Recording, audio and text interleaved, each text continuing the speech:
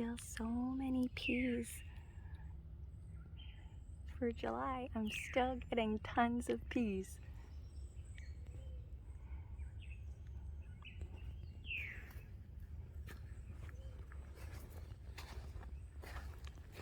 My cucumbers that I planted behind the peas, thinking the peas would be done, and the cucumbers are now climbing the peas. So we'll see what happens there.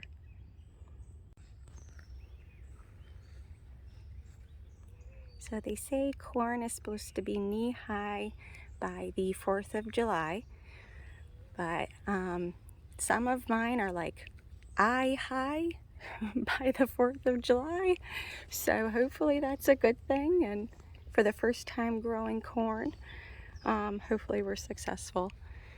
I do have some smaller ones where I put in some seed that didn't take initially, so they're a few weeks behind. But then the ones that I initially put in are, well, they're 5'6". They're as tall as me, so hopefully that's a good thing.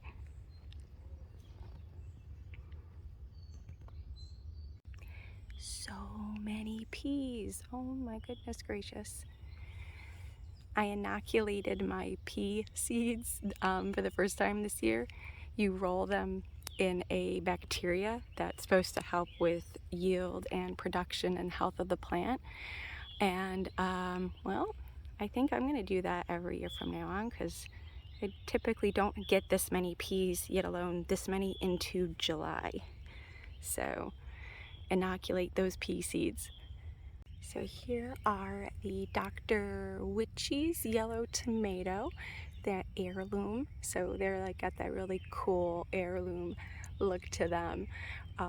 They're producing quite well. I got a good amount of fruit started on them, and they're supposed to be really, really, really good. So I'm pretty excited to try those. The plants are healthy. It also helps having borage nearby, so those pollinators come on in and do all their pollinating. This poor thing, it's still growing. This borage, they're beasts. Still rooted, still doing its thing. Lots of wind though, and super heavy, and lots of rain. And so now it's kind of like a fallen borage.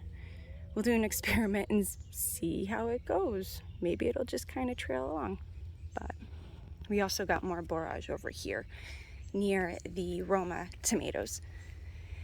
So I got lots of borage going down here. And then these are determinate Romas, so they really don't need too much support.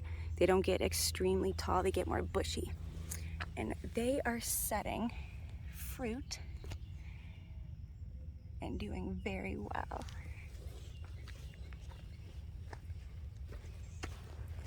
Last year I grew these. These are Martino's Romas, and they did fantastic. So they're really, really, really good for like canning and salsas and stuff.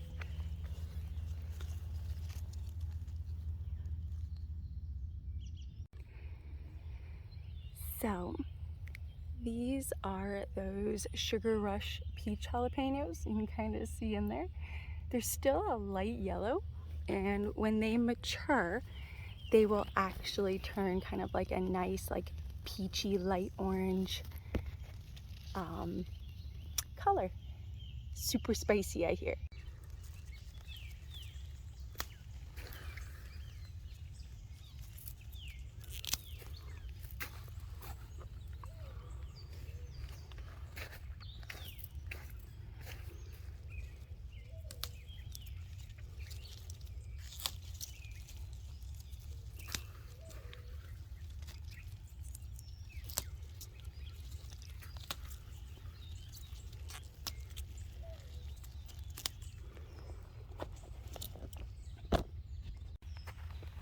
So this is one of the nasturtiums. I've never grown nasturtiums before, but they are very popular with gardeners because they're really good bait plants.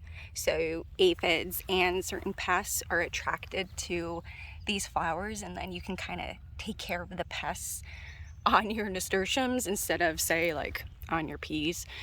a little bit easier. I have one of the trailing varieties where they send out like these little like shoots, and then they just kind of go off on their own journey, which is kind of cool. You know, unless they start invading on, like, say, your tomatoes or whatnot, but even then you can kind of have fun with them.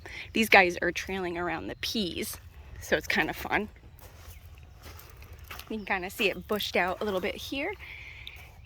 And then I got some tomatoes here and here, and the really awesome nasturtium. I do have beets down in here too. Some Shigawa beets that I just put in, so they don't like as much sun. They like to be a little bit cooler. They do like sun, but they like to be cooler, so they'll be shaded by the nasturtium and the tomatoes, which will be really awesome. So here is another one of my trellises. I actually put, this is red Malabar spinach. It's not a true spinach. It actually likes the heat. You can eat the greens. They kind of have an okra consistency, kind of a mucusy consistency, and especially in these older leaves. But the younger leaves are supposed to be a bit tastier. But I really just wanted to plant it and see how it, you know, grew and trellised. And I can tell you, it definitely trellises. It sends out lots of shoots, so I got 2 containers on each side of my cattle panel trellis here. And it's just growing, growing, growing. So I'm letting that go and do its thing. And then over here, I tried trellising our blackberries. They're a bit rebellious though. They listened for a little while, and then they kind of went rogue, and we're like, no, we're just gonna, you know, sprawl back out. So I'm kind of letting them do what they do. Figure they know better than I do, right? And then we got our gigantic elderberry that I actually pruned back to about knee high, and as you can see, she grew back, as did that one over in that corner. And here is our lovely, you can see our pole bean teepee. I got a couple different pole beans growing in black fabric grow bags, and I've just been kind of training them to go up the poles. Those are kind of cool. The boys helped make some poles for them to go up. They were kind of stripping the bark off some wood, and because I ran out of these bamboo posts, and then they just kind of found some wood, stripped the bark off, and we improvised. So I've just been kind of taking these guys and kind of showing them where I'd like them to go. Most follow my direction. Others go rogue like the blackberries, but as you can see, they're looking pretty darn healthy, doing well, you know, below this elderberry. So hopefully sometime soon we'll be getting some awesome pole beans and beans that I can dry. That'll be kind of cool. There's even succotash beans in there, so something different. So this year I did spend a lot of time putting in kind of side beds within our veggie garden. I took lots of rock and wood from around our property and got all sorts of creative and played with it. Joe probably say I spent way too much time up here trying to do so, but it was super enjoyable. And in this particular bed, Sam planted some sunflowers. You can see them coming up right here. And then I have some Peruviana zinnias. So they're really pretty. I come out and I actually cut my zinnias, usually about right here. And the more you cut zinnias, I hear, the more you end up getting. So we got bouquets of zinnias all over the place. All right, so on the other side of the red Malabar spinach trellis, here's all of the raspberries, which they've been doing pretty good this year. As you can see, we got lots of ripe berries. I'll have to get out here and pick them, or have the boys come out, Kind of come get some. They're looking really good. So lots of raspberries are coming up. 'Tis the season. And then here is that hugelkultur bed that we made, where we took old rotten logs as a base, filled with compost and more leaves and rotten logs. So as it decomposes, it's building soil, and it also can help maintain the moisture level. So in the end, hopefully you don't have to water save this bed as much. But I got more borage here doing its thing. Got pine berries. They're a white variety of strawberry that supposedly tastes like pineapple. So that sounds awesome. Some Swiss chard. I put in some kale here the other day, and then I put in some more kale over in that other soily spot there. And some cilantro bolted. So you kind of get these like awesome flowers from the cilantro, and then they produce the coriander seeds. And the flowers also attract beneficial bugs that take care of other pests like aphids and stuff. So that's the hugelkultur bed. So remember the nasturtiums I was telling you about? How I got the trailing variety? Here is a prime example. This was a little itty bitty plant, you know, just tiny like this, and then it went kaboom, and it's beautiful. I'm letting it do its thing and just trail itself around. You know, there's something really pretty about something that grows wild like that, and you try to confine it, it doesn't look as right. So why try to confine it? So I've just been letting it kind of trail around, look really awesome. And then here's more peas. For the love of God, more peas. Like, wait, awesome now, right? Can't complain. So another cattle panel trellis that I put up that's surrounded by peas. I got some polar bear zinnias. Oh my goodness, I didn't even see this one. This is a polar bear zinnia. They can get really massive blooms and are super pretty. As you can see, I got a couple buds here. And then these guys in here are actually radishes that bolted and went to seed and flowered. They have really, really pretty flowers. And when they go to seed, they develop these pods that you can actually eat. They taste just like the radish. Now these radishes are red beauties, and they are very spicy. So these are very spicy. They do best with salad dressing. I popped one in my mouth once and my face turned red. So, but yes, you can eat the pods from a radish that bolted. So let me tell you a little bit about this plant here. So this, come to find out from what we can find, is an Indian blanket flower. And it's absolutely gorgeous. However, this was supposed to be Max's giant strawberry plant. Yeah, no, that didn't happen. So we got a whopping 20 seeds to grow a giant strawberry plant, and none of them germinated except for this one. And I'm like, fantastic. Max is gonna at least have one giant strawberry, and then cool, it'll, you know, grow daughter plants and we'll get more. So it was little itty bitty for the longest time. I put it in this container, and we kind of found out 4 months later, this isn't a strawberry plant.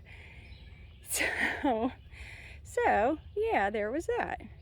Giant strawberry plant turned Indian blanket. But we hear that this flower is good for bringing in the birds, and the birds will eat pests. So it's all part of this natural, like, permaculture thing, right? And it's super pretty. May not get strawberries from it, but hey, it's still cool. So here I have a whole bunch of kale in a nice kind of shady spot. Still gets sun, but still shady. You know, the kale kind of likes the cooler weather. It doesn't like to be in like beating hot sun. So this is called Ragged Jack kale, or red Russian kale. super awesome and super good for like when you go into the fall and you start getting light frosts, because it'll actually stand up to that. So awesome stuff. And here is my massive tomatillo experiment. I have never in my life grown a tomatillo. I have eaten green salsa and I absolutely love it. And I was like, well, okay, I want to make that. So I started tomatillos and they were blossoming in our basement before they ever got outside. So I am definitely in the learning phases of how to care for tomatillos, but we got loads and loads in this jungle here of tomatillos. I'm also learning how I should be supporting them. I've been trying like those wonky tomato cages. I've been trying Velcro tape, and well, they're a little wild too, which I'm thinking is the theme of my garden this year. We're just, you know, hog wild here. So we're rolling with it, but should be able to make a whole bunch of like salsa verde. I got some cilantro. I'm super excited to try it and see what happens. Here's another one of my wildflower beds that I created from wood and rock on the property. I have, let's see here, lupines. Those are awesome. A lot of perennials in this bed here, so every year they'll come back, which is fantastic. This is sweet alyssum. This is awesome, brings in pollinators, also brings in green lacewings, which they like to eat aphids, and aphids are terrible in your garden. So anything we can do to attract them, I will definitely do that. So we got some, you know, zinnias here getting ready to bloom, some hyssop. This is bee balm back here, Monarda. That has not bloomed yet, but it's gonna be really, really pretty. So I got some back there too. And some lovely yarrow. In this bed, I have a whole bunch of San Marzano tomatoes. So they're already really doing well, setting fruit. Very happy about that. Lots of fruit on those guys. You can kind of see them there. And then I got lots of jalapenos coming up. They're doing fantastic, looking really healthy. All right, so in this bed here, I have some cherry tomatoes, white tomatillo tomatoes, kind of a little bit of a mix. And then I got dragon tongue beans here. They're a bush bean, and they're setting off their blossoms, so hopefully we'll be enjoying those soon. Got some summer savory, which is an herb. It companion plants with beans very well, so I started some from seed and popped it in there. And this cardboard, the reason I have cardboard here is I just put down some carrot seeds for a fall harvest. And while they're germinating, you don't want the soil to dry out. So in July, that can be tough. Hot sun dries out your soil, and then your seeds don't germinate. That sucks. So a trick is to put some wood. I didn't have any, so I used really thick cardboard to help keep them moist, help to keep the soil super moist while they germinate. And once you really see them starting to come up and germinate, which you can kind of see they're starting a little bit, then you take that off and let the sun get to them. Otherwise you just smother your seed. And these ones, they are the Danvers half long, which my grandparents suggested. They've always grown this and they like those. So then over here, we have actually got, they're called black turtle bush beans. So I'm growing black beans, which I've never done before. Kind of want to see if I can dry them. That'd be pretty neat. Or just can them up. So we got that, and then we got more carrots and all these awesome cherry tomatoes.